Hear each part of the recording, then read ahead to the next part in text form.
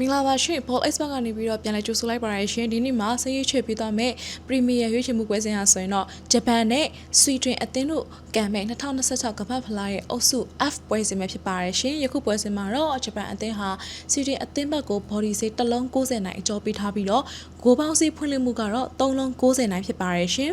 ဂျပန်အသင်းကတော့နယ်သာလန်နဲ့ပွဲမှာရောတူနီးရှားနဲ့ပွဲမှာရောဘလို့အသင်းမျိုးလဲဆိုတာကိုတက်တည်ပြခဲ့ပြီးလည်းဖြစ်ပါတယ်ဂျပန်အသင်းရဲ့နီးစနစ်ပိုင်းဟာတော့မြင့်မားပြီးတော့အသင်းလိုက်စုစည်းမှုဟာဆိုလို့ရှိရင်လည်းတကယ်ကိုထိတ်တိုင်းပါပဲလက်ရှိမှာတော့ဂျပန်အသင်းဟာဘယ်အသင်းကြီးကိုမဆိုဒုက္ခပေးနိုင်တဲ့အသင်းမျိုးအဆင့်မှာဆွီဒင်အသင်းဟာတော့ဒီတူနီးရှားအသင်းကိုဂိုးပြတ်နိုင်ခဲ့ပြီးနောက်နယ်သာလန်အသင်းဘက်ကိုဂိုးပြတ်ပြန်ရှုံးနှိမ်ထားခဲ့ပါတယ်တိုက်စစ်ပိုင်းဂိုးသွင်းယူနိုင်မဲ့ခြေစွမ်းကောင်းတဲ့အသင်းမျိုးဆိုလို့ရှိရင်တော့ဂိုးတွေပေးနေရတာကဆွီဒင်ရဲ့အားနည်းချက်လည်းဖြစ်ပါတယ်ဒီဂျပန်အသင်းပေးထားတဲ့ဘော်ဒီစီကတော့မနှိမ်ဘူးလို့လည်းထင်မိပါတယ်ရှင်ဒီပွဲမှာတော့အပြန်အလှန်ကစားကြရင်းနဲ့နီးစနစ်ပိုင်းနဲ့အသင်းလိုက်စုစည်းမှုအားသာတဲ့ဂျပန်အသင်းကသာနိုင်သွားနိုင်တယ်လို့ဆင်ကတော့ထင်မိရတဲ့အတွက်ကြောင့်မို့လို့ဂျပန်ဘော်ဒီနဲ့လက်တွဲဖို့အတွက်ရေးချလိုက်ရှင်ပါတယ်ရှင်ဘောလုံးပွဲစဉ်တွေကိုမြန်မာချင်းနဲ့အတူ body ကိုပေါင်းပေါင်းနေနဲ့စိတ်ကြိုက်ကစားခြင်းနဲ့ဆိုလို့ရှိရင်တော့ ball expert မှာလာရောက်ပြီးတော့လက်တွဲဖို့အတွက်ဖိတ်ခေါ်လိုက်ပါရစေရှင်